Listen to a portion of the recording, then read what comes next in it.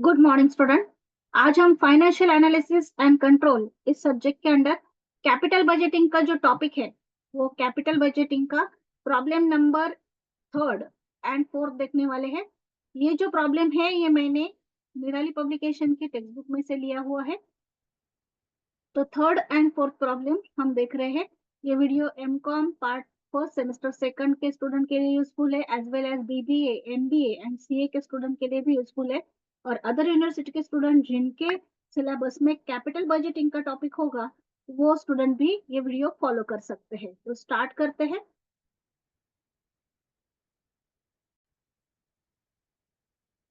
Problem number 3. Prayagraj Limited is evaluating one investment proposal. One investment proposal. The investment which is required by proposal is rupees 6,12,000. तो initial investment कितनी है? 6,12,000 की है। जो project है उसमें से जो कैश फ्लो जनरेट होगा वो 5 ईयर का कैश फ्लो यहाँ पर दिया है, Y1, Y2, Y3, Y4 and Y5। तो यहाँ पर इनिशियल कैश फ्लो जो है, सॉरी, इनफ्लो जो है वो है 2 लाख, 2,40,000, 3 लाख एंड 2 लाख। हमें कैलकुलेट करना है सिंपल पे बैक पीरियड। और कंपनी का कॉस्ट ऑफ कैपिटल जो है वो है 11%। तो हमें सिंपल पे बैक पीरियड कैलकुलेट करना है। एंड सेकंडली मतलब बी में हमें बताया गया है compute net present value and present value index, that is profitability index suggest whether the project is to be undertaken। और हमें सजेशन देना है कि ये प्रोजेक्ट लेना चाहिए या नहीं लेना चाहिए। तो पहले हम सिंपल पे बैक पीरियड निकालते हैं। तो सिंपल पे बैक पीरियड निकालने के लिए हमें क्या करना पड़ता है? एक क्यूमुलेटिव कैश फ्लो निकालना पड़ता है। तो उसके लिए हम एक स्टेटमेंट तैयार कर रहे हैं इस तरह से। ईयर का कॉलम, कैश फ्लो का कॉलम, क्यूमुलेटिव कैश फ्लो का कॉलम। तो यहाँ पर हमने ईयर में ईयर लिए, कैश इनफ्लो में कैश इनफ्लो लिया 4 ईयर का। अभी क्यूमुलेटिव इनफ्लो हम निकाल रहे हैं। तो फर्स्ट ईयर का 2 लाख ही आएगा। सेकंड ईयर का जो है 2 लाख में हमने ये जो 2,40,000 है ये ऐड कर दिए, तो 4,40,000 आ गया। थर्ड ईयर का निकालने के लिए 4,40,000 में ये 3 लाख ऐड कर दिए, तो 7,40,000 आ गया। फोर्थ ईयर का निकालने के लिए 7,40,000 में 2 लाख ऐड कर दिए, तो 9,40,000। अभी हमारी इनिशियल इन्वेस्टमेंट कितनी थी? 6,12,000 थी। तो 6,12,000 कहाँ पर रिकवर हो रहे हैं? थर्ड ईयर में। मतलब थर्ड ईयर में ये जो अमाउंट है ज्यादा हो गई 6,12,000 से। तो सेकंड एंड थर्ड ऐसे 2 ईयर के बीच में ये अमाउंट क्या होगी? रिकवर होगी। सो हम यहाँ पर कैलकुलेशन कैसे करेंगे?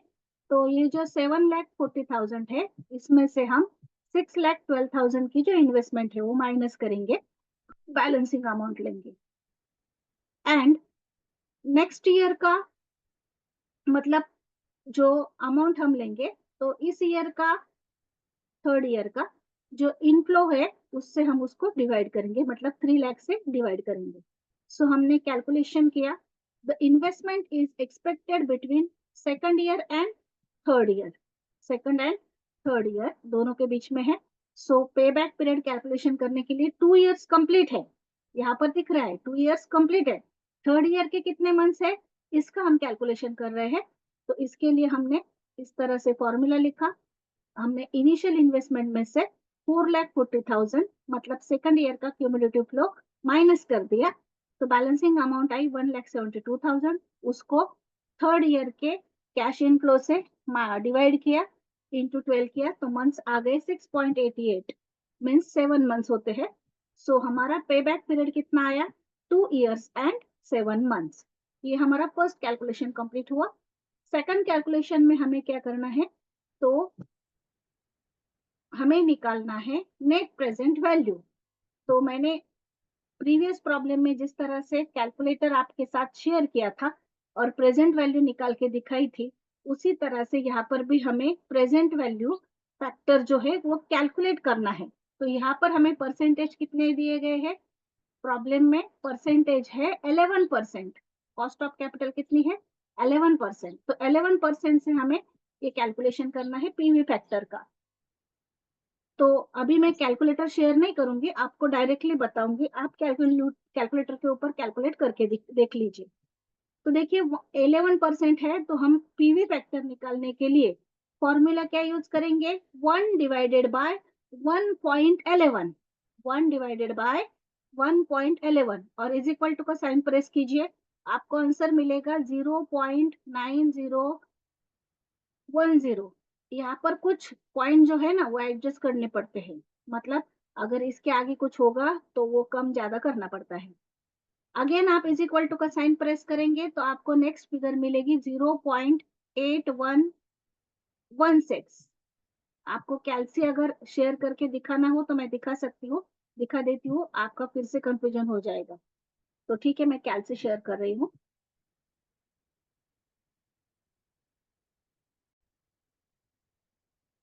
तो देखिए हमने फॉर्मूला लिखा 1/1.11, क्योंकि 11% है ना, तो इज इक्वल टू का साइन प्रेस कीजिए, हमारा जो आंसर है वो आया है 0.9009।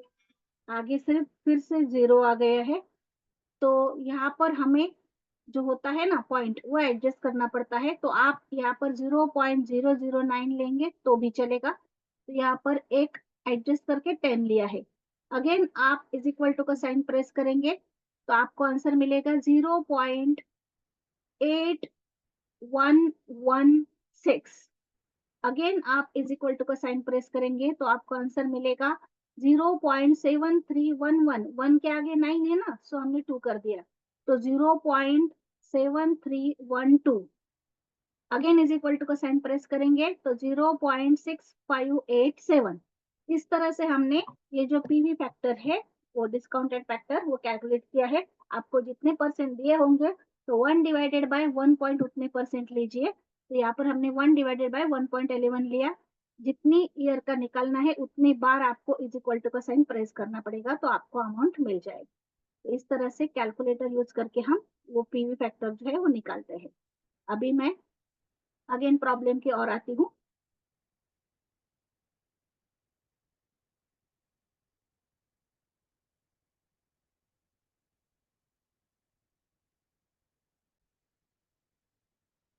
तो इस तरह से हमने पीवी फैक्टर निकाला, पहले फर्स्ट कॉलम ईयर का, सेकंड कॉलम कैश फ्लो का, थर्ड कॉलम हमने पीवी फैक्टर का लिया।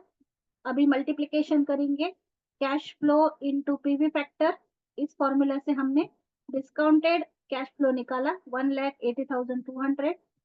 Again cash flow into PV factor, discounted factor आया 1,94,784। थर्ड ईयर का cash flow into PV factor, discounted cash flow आया 2,19,600, सॉरी 2,19,360। एंड लास्ट ईयर का multiplication करके discounted factor आया 1,31,746। अभी इनकी हमने टोटल की तो टोटल अमाउंट आई 7,26,090। हमारी जो इनिशियल इन्वेस्टमेंट थी वो इन्वेस्टमेंट कितनी थी, 6,12,000 थी।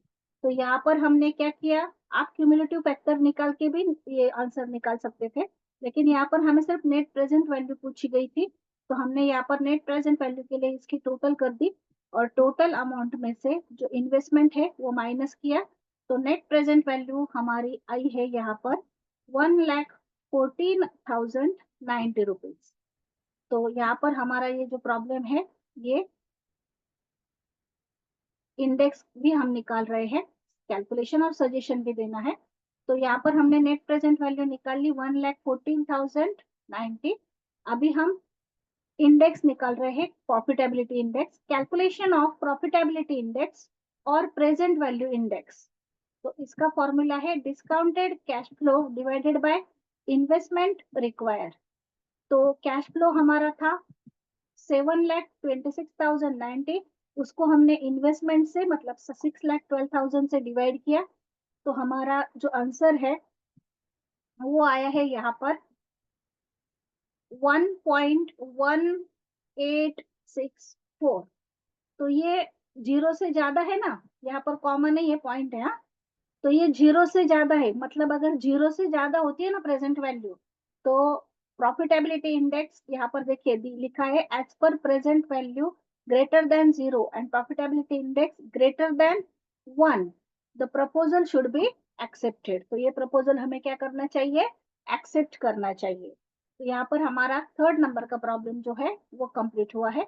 अभी फोर्थ नंबर का प्रॉब्लम मैं ले रही हूँ, एक एक वीडियो में मैं दो दो प्रॉब्लम कवर कर रही हूँ। फोर्थ नंबर का जो प्रॉब्लम है यहाँ पर, Sony limited is considering a proposal to buy new machine. The machine is having advanced technology. The cost of machine rupees 6 lakh. New machine will save wastage and reduce cost. Additional income which will be generated 1,50,000। जो new machine है वो wastage save करेगी, cost भी save करेगी, और उससे हमें जो एडिशनल इनकम आएगी 1,50,000 की है।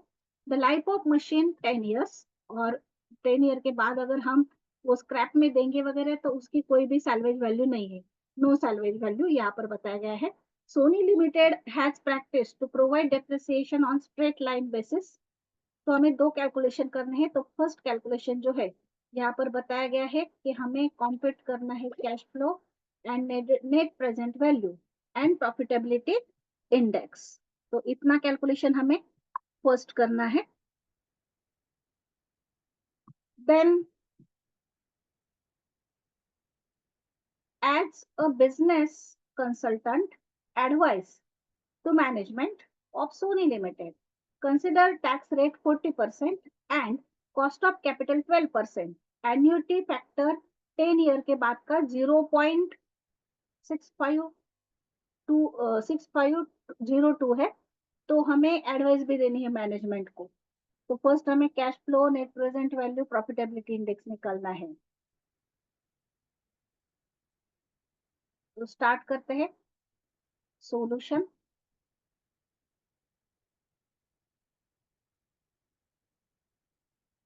तो यहाँ पर हम cash flow and net present value निकाल रहे हैं। Calculation of cash flow and net present value. Additional income to be generated, additional income कितना जनरेट होने वाला है, 1,50,000 का। उसमें से हम डेप्रिसिएशन माइनस करेंगे, तो रेसिडुअल वैल्यू नहीं है। कॉस्ट 6 लाख के 10 ईयर के हिसाब से हमें डेप्रिसिएशन निकालना है। तो 6 लाख को 10 से डिवाइड किया तो ईच ईयर का डेप्रिसिएशन आएगा 60,000। डिवाइड करने के बाद बिफोर टैक्स का हमारा प्रॉफिट आया है 90,000 का। अभी उसके ऊपर हमें 40% टैक्स निकालना है। तो लेस टैक्स देयर ऑन 40%। तो 90,000 के ऊपर 40% यानी कि 36,000। तो प्रॉफिट आफ्टर टैक्स जो है वो आया है 54,000। अभी उसमें हमें डिप्रिसिएशन ऐड करना है, क्योंकि डिप्रिसिएशन क्या है, नॉन कैश आइटम है। तो वो ऐड करके हमें क्या मिलेगा, कैश फ्लो मिलेगा। सो हमने 60,000 उसमें ऐड कर दिया डिप्रिसिएशन के, तो कैश फ्लो हमें मिलेगा 1,14,000।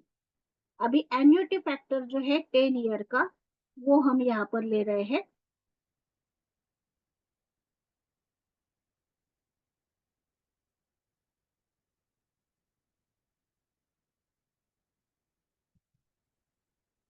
तो एन्युटी फैक्टर जो है 10 ईयर का 12% बताया गया है। तो वो ऑलरेडी हमें दिया हुआ है प्रॉब्लम में, 5.652202। सॉरी। तो आप क्या करेंगे, कैलकुलेशन करेंगे, जो हमारा 1,14,000 है ना, तो उसको मल्टीप्लाई करेंगे। तो कैश फ्लो आफ्टर डिस्काउंटिंग इस तरह से मल्टीप्लीकेशन करना है, 1,14,000 इंटू 5.6502। तो इसका आंसर आया यहाँ पर, जो आंसर है वो आया 6,44,123। और हमारी जो इन्वेस्टमेंट है वो उसमें से हम लेस करेंगे 6 लाख की। तो हमें नेट प्रेजेंट वैल्यू मिली है 44,123। 44,123। अभी हम प्रॉफिटेबिलिटी इंडेक्स निकालेंगे। तो उसके लिए हमने जैसे पहले प्रॉब्लम में, थर्ड प्रॉब्लम में फॉर्मूला लिखा था, उसी तरह से हम यहाँ पर फॉर्मूला लिख के प्रॉफिटेबिलिटी इंडेक्स निकाल रहे हैं।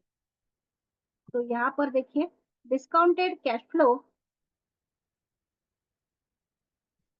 Discounted cash flow divided by initial investment, इस फॉर्मूले से हम प्रॉफिटेबिलिटी इंडेक्स निकाल रहे हैं। तो 6,44,123 डिवाइडेड बाय 6 लाख, तो आंसर आया 1.0735, यानी कि 1 से ग्रेटर है। तो सजेशन दिए हमने, as net present value and profitability index are greater than 0 and 1 respectively, the management should go for buy machine। तो वो उन्होंने ये मशीन बाय करनी चाहिए क्योंकि उनका जो प्रॉफिटेबिलिटी इंडेक्स है वो 1 से ग्रेटर है, बड़ा है। तो यहाँ पर हमारा 4th नंबर का जो प्रॉब्लम है वो भी कंप्लीट हुआ।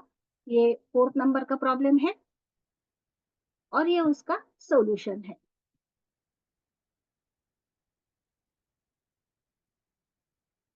यहाँ पर कंप्लीट हुआ है। Thank you.